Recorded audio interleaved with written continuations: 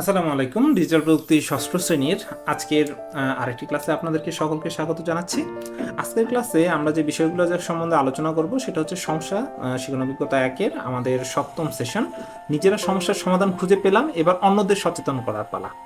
আমাদের এই সেশনে যে আলোচনাগুলো হবে সেই আলোচনাগুলো হচ্ছে এরকম: আমরা আমাদের লক্ষ্যের একবার শেষের দিকে পৌঁছে গিয়েছি।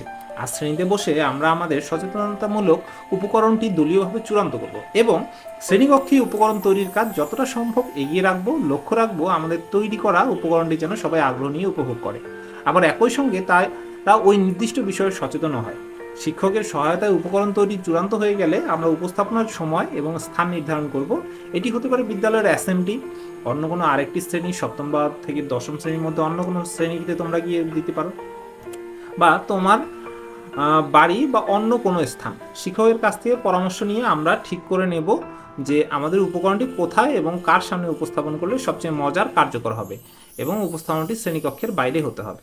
মূলত আমরা যে পোস্টারটা তৈরি করব, প্রেজেন্টেশনটা বানাবো, সেটাকে আমরা কোথায় উপস্থাপন করবো সেটা নিয়ে কথা বলছি। আমরা এতদিন ধরে আগের সেশনগুলোতে যে উপকরণগুলো নিয়ে কথা বলছি, পোস্টার কীভাবে তৈরি করবো, কোন বিষয়ে মানুষকে সচেতন করবো, এই সচেতন করার মাধ্যমে আমরা তৈরি করব যে এটা কীভাবে, এবং তৈরি করার পর সকলের সামনে নিয়ে যাব। এখন নিয়ে যখন যাচ্ছি, নিয়ে গেলে কোথায় নিয়ে যাব সেটা শিক্ষক তোমাকে দেবে, এবং আলাদা আলাদা দলে যখন থাকতেছে তোমাদের প্রত্যেকের দলের মূল্যায়ন করার জন্য একটা শিক্ষক তোমাদেরকে শীট দেবেন। সেই ছকটি তোমরা উপকরণটি যারা করছো তারাও ওখানে ওই ছকটা পূরণ করবে এবং ছকের মধ্যে শিক্ষকের কাছে পরবর্তীতে জমা দিবে তোমাদের মূল্যায়নগুলো।